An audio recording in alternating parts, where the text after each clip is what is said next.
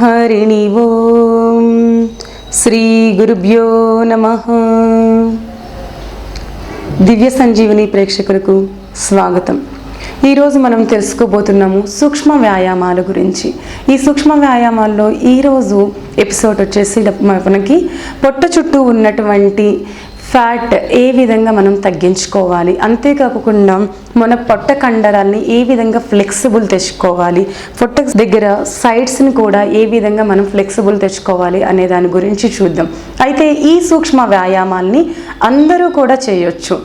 అధిక బరువుగా ఉన్నవాళ్ళు, ఒబేసిటీతో ఉన్నవాళ్ళు కొన్ని ఆసనాస్ని చేయడానికి చాలా ఇబ్బంది పడుతూ ఉంటారు. వాళ్ళకి ఈ సూక్ష్మ వ్యాయామాలు ముందుగా కనుక చేసుకున్నట్టయితే కనుక బాడీలో మంచి ఫ్లెక్సిబిలిటీ వచ్చి ఆసనాన్ని చాలా మంచిగా వేయటానికి ఈజీగా మన శరీరం అనేది సహకరించడం జరుగుతుంది. అయితే ఈ వ్యాయామాలని అందరూ కూడా ప్రతి ఏజ్తోనూ సంబంధం లేకుండా అన్ని ఏజ్ వాళ్ళు కూడా ఈ ఆసనాన్ని చేసుకోవచ్చండి.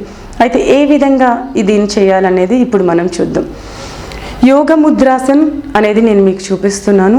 ఇలా సిట్టింగ్ పోస్టర్లో సుఖాసన్ ఆర్ పద్మాసన్, మీరు కంఫర్టబుల్గా కూర్చోవడానికి ట్రై చేయండి. సుఖాసన్లో కానివ్వండి, అర్ధ పద్మాసన్లో కానీ, పద్మాసన్ ఎనీ మెడిటేషన్ పొజిషన్లో మనం సుఖంగా స్థిర సుఖ ఆసన అనేసి అంటారు యోగాలో. మనం ఏ విధంగా ఎప్పుడు కూడా మన శరీరాన్ని కష్టపెట్టకుండా సింపుల్గాను సుఖంగాను ఆసనాన్ని చేయడానికి ట్రై చేయాలి. అయితే ఈ మైక్రో యోగా అనేది మనకి ఆసనాస్ చేయడానికి చాలా యూస్ఫుల్గా ఉంటుందన్నమాట. ఈ విధంగా స్ట్రైట్గా మన బాడీని కూర్చొని నెమ్మదిగా ఈ బోత్ హ్యాండ్స్ని కూడా ఈ విధంగా థైస్ పైకి పెట్టుకోవాలి. మనం మధ్యలో శ్వాసను తీసుకుంటూ శ్వాస రిలీజ్ చేస్తూ సైడ్కి ట్విస్ట్ అవుతూ ఉండాలి. సైడ్కి నెమ్మదిగా మనం బాడీని ఈ విధంగా బెండ్ చేస్తూ మన యొక్క చెంపని ఇక్కడ లెగ్కి టచ్ చేసే విధంగా వెళ్ళాలి. ఈ విధంగా నెమ్మదిగా పైకి వస్తూ నెమ్మదిగా శ్వాసను తీస్తూ మళ్ళీ సైడ్కి ఇలా సైడ్స్ చేసేటప్పుడు మనం 4 రౌండ్స్ దగ్గర నుంచి 8 రౌండ్స్ వరకు కూడా మనం ప్రాక్టీస్లో చేస్తూ ఉండాలండి. ఈ విధంగా చేసేటప్పుడు చాలామంది ముందుకు వెళ్ళాలి అని ఈ విధంగా వెళ్తూ ఉంటారు, కానీ అది చాలా తప్పు. మనం వెళ్ళేటప్పుడు హాఫ్ వెళ్ళినా సరిపోతుంది, కానీ మనం ఈ నడుము యొక్క సైడ్ భాగాన్ని చూస్తూ అది ఎంతవరకు స్ట్రెచ్ అవుతుంది అనే దానిపైన కాన్సన్ట్రేషన్ చేసుకుంటూ వెళ్తూ ఉండాలి. నెమ్మదిగా శ్వాస తీసుకుంటూ ఈ విధంగా సైడ్కి నెమ్మదిగా పైకి వచ్చి నెమ్మదిగా సైడ్కి వెళ్ళాల్సి ఉంటుంది. ఇలా పైకి వచ్చేసిన తర్వాత నెమ్మదిగా మనం ఎడమ చేతిని కుడి కాలు పైకి పెట్టుకోవాలి, కుడి చేతిని నెమ్మదిగా పైకి తీసుకోవాలి. ఈ విధంగా తీసుకున్న తర్వాత శ్వాసని తీసుకుని శ్వాసని రిలీజ్ చేస్తూ సైడ్కి బెండ్ అవుతూ ఉండాలి.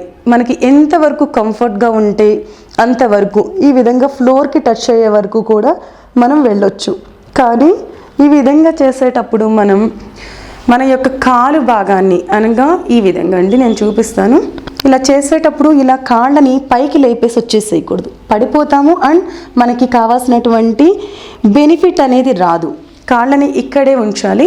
మనకి ఎంతవరకు కంఫర్టబుల్గా ఉందో అంతవరకే మనం చేస్తూ ఉండాలి. ఇలా నెమ్మదిగా శ్వాస తీస్తూ శ్వాసని రిలీజ్ చేసుకుంటూ సైడ్ శ్వాసను తీసుకుంటూ నెమ్మదిగా హ్యాండ్ చేంజ్ చేయండి. నెమ్మదిగా ఇంకొక హ్యాండ్ పైకి నెమ్మదిగా సైడ్కి బెండ్ కావాల్సి ఉంటుంది. ఈ విధంగా బెండ్ అవ్వడం వలన మనకి ఇక్కడ పొట్ట యొక్క కండరాలన్నీ కూడా బాగా రక్త ప్రసరణ బాగా జరగడం అనేది జరుగుతూ ఉంటుంది, బాగా స్ట్రెచ్ అవ్వడం జరుగుతూ ఉంటుంది. అబ్జర్వ్ చేస్తూ ఉండాలి. నా బోత్ హ్యాండ్స్ని చక్కగా నెమ్మదిగా శ్వాస తీసుకుంటూ పైకి తీసుకోవాలి.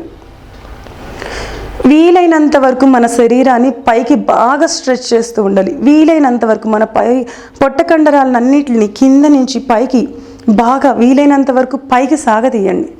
పైకి బాగా సాగతీయండి. ఈ విధంగా శ్వాసని తీసుకుని శ్వాసని రిలీజ్ చేసి పొట్టని వెనక్కి తీసుకోవాలి.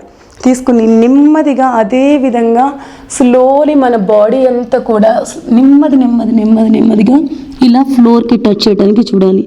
ఈ ఫ్రంట్ బెండింగ్ ఆసన అనేది నడుము నొప్పి ఉన్న వాళ్ళు చేయొద్దండి, మిగిలిన వాళ్ళందరూ చేయొచ్చు. నెమ్మదిగా శ్వాసను తీస్తూ పైకి నెమ్మదిగా శ్వాస రిలీజ్ చేస్తూ ఇలా కిందకి మనకి ఎక్కడి వరకు వస్తే అక్కడి వరకేనండి. మన బాడీ ఇక్కడికి సహకరిస్తే ఇక్కడ ఈ విధంగానే ఉంచండి. లేదు డౌన్కి వెళ్ళగలుగుతున్నాము అంటే కనుక డౌన్ వరకు వెళ్ళండి.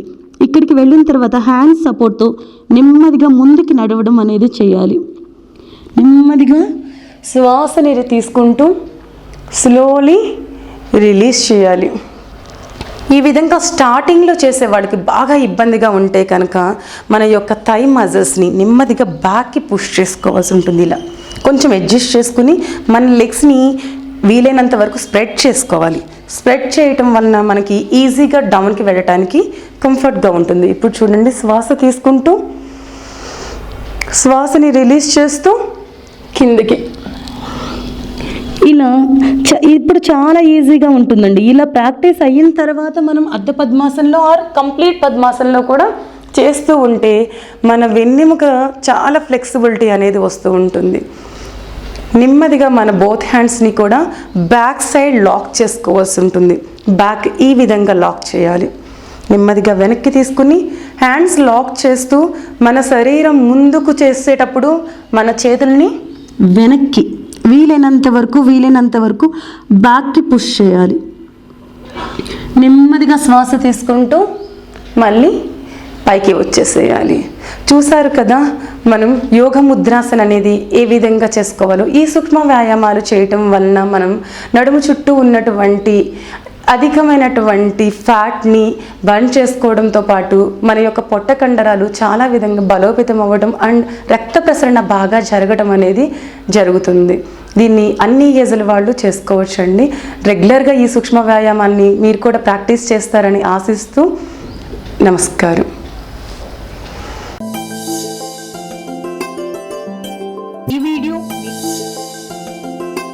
ఈ వీడియో మీకు నచ్చినట్లయితే లైక్ మరియు షేర్ చేయండి. మీ అమూల్యమైన అభిప్రాయాన్ని కామెంట్ రూపంలో తెలియచేయండి. ఇలాంటి మరిన్ని వీడియోస్ కోసం మా ఛానల్ను సబ్స్క్రైబ్ చేసి పక్కనే ఉన్న గంట సింబల్ను నొక్కండి.